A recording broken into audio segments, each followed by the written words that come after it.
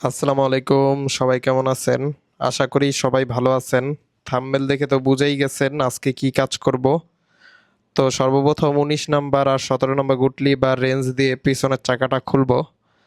আর ভিডিওটা যাতে বড় না হয় তাই এগুলা খোলাখুলির ভিডিওটা একটু স্পিড বাড়াই দিছি। এই যে নাটটা বের করলাম হাতে, আর তারপরে ওয়াশার আছে একটা গোল, তারপরে এই যে টাইমার, চেন টাইমারের যে ওয়াশারটা থাকে ওইটা, তারপরে এই যে ভিতরের যে রডটা আছে সেটা বের করে নিলাম। আর আপনারা সবাই জানেন আমি কাজের সময় কথা বলতে পারি না, তাই পরে ভয়েস রেকর্ড করি, তাই ভুল ত্রুটি হলে ক্ষমার দৃষ্টিতে দেখবেন।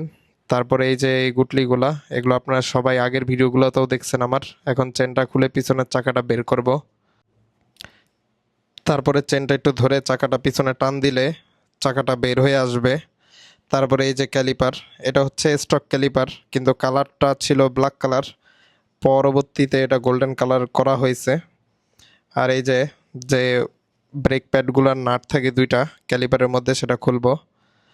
আর এটা খোলার সময় একটু টেকনিক আছে, মনোযোগ দিয়ে দেখেন।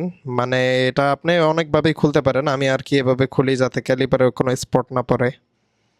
আর এগুলা খুলে ওয়াশ করতে হয়, আর এগুলা বেশি একটা টাইট দেওয়া যায় না, টাইট দিলে পরবর্তীতে জ্যাম হয়ে যায় এবং এটা খুলতে গেলে লেদে যাইতে হয়, অনেক ঝামেলা আছে। এটা পরবর্তীতে আমি সামনে এই কথাগুলো বলবো। এখন এই যে প্যাডগুলো বের করলাম, ব্রেকের ক্যালিপারের মধ্যে যে প্যাডগুলো থাকে এই প্যাডগুলো আমি ওয়াশ করব। আর এখন এই যে এখান থেকে এই পিছনের যে চাকার সাথে লাগে অ্যালুমিনিয়াম বডিটা সেটা খুলে নিলাম। আর এখানেও গ্রিজের কাজ আছে, সর্বপ্রথম ওয়াশ করব তারপর গ্রিজ করব। এটা হচ্ছে লিকোমলির ব্রেক ক্লিনার, এটা আপনারা লিকোমলির কোনো ডিলার শপেই পাওয়া যাবেন।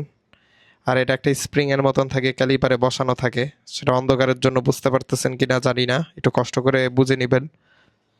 এখন ক্যালিপারের পিছনে ক্যালিপারটা ভালো করে ওয়াশ করবেন। অনেকে ভুল করে যে ওয়াশ না করে পিস্টনটা চাপ দিয়ে ঢুকাই দেয়, তো ফলে কি হয়, সাইডে যে ময়লাগুলো থাকে ওগুলা পিস্টনের রাবারটা নষ্ট করে ফেলে। দেখেন এটা এত ক্লিন থাকবে এবং এত ফ্রেশ থাকবে, স্মুথ থাকবে যে হাতের চাপে পিস্টনটা ঢুকে পড়বে। আমি সার্ভিস সেন্টারে দেখছি ডাল বা রেঞ্জ অনেক কিছু দিয়ে চাপ দেয়, টেস্টার দিয়ে চাপ দিয়ে এটা ঢুকায়, কিন্তু আমারটা হাতের প্রেসারে ঢুকে পড়তেছে, কারণ আমার সিলটা ভালো আছে।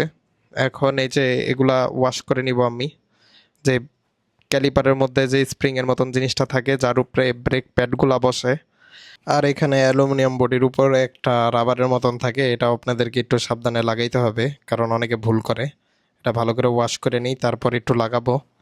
আর একটু স্পিড বাড়াই দিছি ভিডিওর, কারণ অনেক সময় লাগবে, ভিডিও অনেক বড় হয়ে যাবে, তখন আপনারাই দেখতে চাবেন না, তাই একটু স্পিড বাড়ানো যাতে একটু আপনারা ভিডিও দেখতে পারেন, সময় অল্প লাগে। আর এই যে রাবারটা এখন বসাইলাম, একটু গোল করে ঘুরে নেবেন, তারপরে দেখবেন এটা পরে কিনা।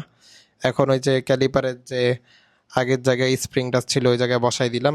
এটা সামান্য হাতে চাপ দিলে বসে যাবে, ওটার উপরে ব্রেক প্যাডগুলো বসে। আর একটা সিরিজ কাগজ নেবেন, তার উপরে যে ব্রেক প্যাডগুলো আছে সে ব্রেক প্যাডগুলো হচ্ছে ঘষবেন। ঘষার পরে এটা যে ব্রেক প্যাডের উপরে একটা লেয়ার থাকতো ওই লেয়ারটা সরে যাবে ঘষার কারণে।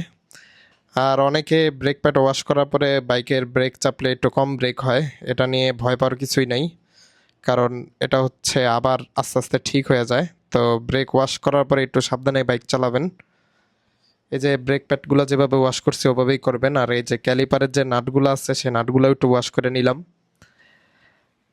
এখন এই যে ব্রেক প্যাডের মধ্যে এক পাশে দাগি হয়ে থাকে, যেহেতু আমাদের এই ক্যালিপারগুলো এক পাশে পিস্টন থাকে, তো ওই পিস্টনের পাশেটা পিস্টনের দিকেই লাগাবেন।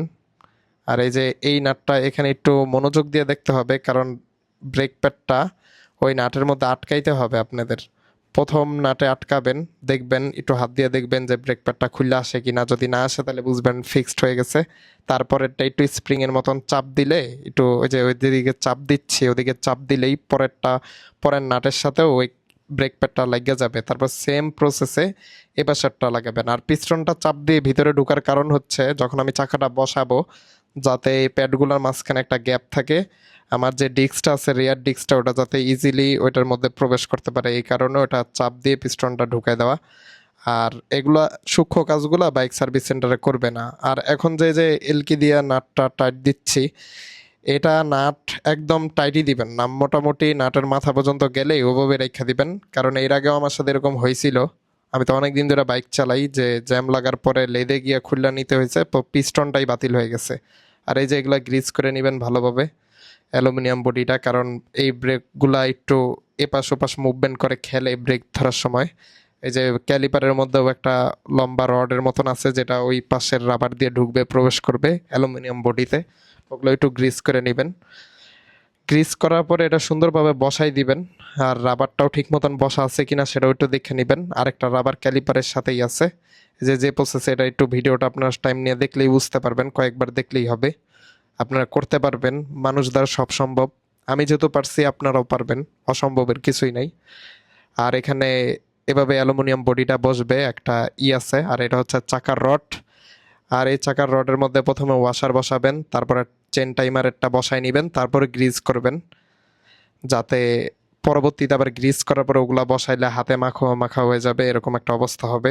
যেহেতু একটু জেল টাইপের জিনিস, তৈলাক্ত জিনিস। আর এই যে এই গোল গুটলিগুলো, এগুলোর নাম বলতে পারি না, এগুলা বসাবেন। চেনের পাশেরটা চেনে বসাবেন, আর একজনের হেল্প নেবেন। ক্যালিবারটা ঠিক মতন বসায়া এই চাকা লাগাইতে গেলে অবশ্যই একজনের হেল্প নেবেন, নাহলে অনেক কষ্ট হয়ে যাবে। আমি তো একা একাই করি, আর করতে করতে অভ্যস্ত, তাই আমার কোনো সমস্যা হয় না। এটা বসায় তারপরে মাঝখানের রডটা ভিতর দিয়ে একটু, মানে একটু চাপ দিলে হাতের চাপেই ঢুকে পড়বে, কোনো হামার বা হাতুর এগুলো কোনো কিছু ইউজ করতে হবে না। তারপরে এই যে চেন টাইমারের ওয়াশারটা বসাবেন, তারপরে গোল ওয়াশারটা বসাই দিবেন, তারপরে 19 নাম্বার নাটটা লাগাবেন। ইন্ডিয়ান ইন্দু V3 V4 MT15 সব এক সেম। তারপরে এটা টাইট দিয়ে নেবেন। তারপরে এই যে ডিস্কটাও একটু পরিষ্কার করে নিব ব্রেক ক্লিনার দিয়ে। তারপরে হচ্ছে পাম্প করব, যেহেতু পিস্টনটা ঢুকাই দিছিলাম ক্যালিপারের মধ্যে চাপ দিয়ে। তো এই পর্যন্তই। ভালো থাকবেন সবাই, দোয়া রাখবেন। আর চ্যানেলটা নতুন, অবশ্যই সাবস্ক্রাইব করে দিবেন। আর পরবর্তী ভিডিওতে দেখাবো সামনের ব্রেক কিভাবে ক্লিন করে।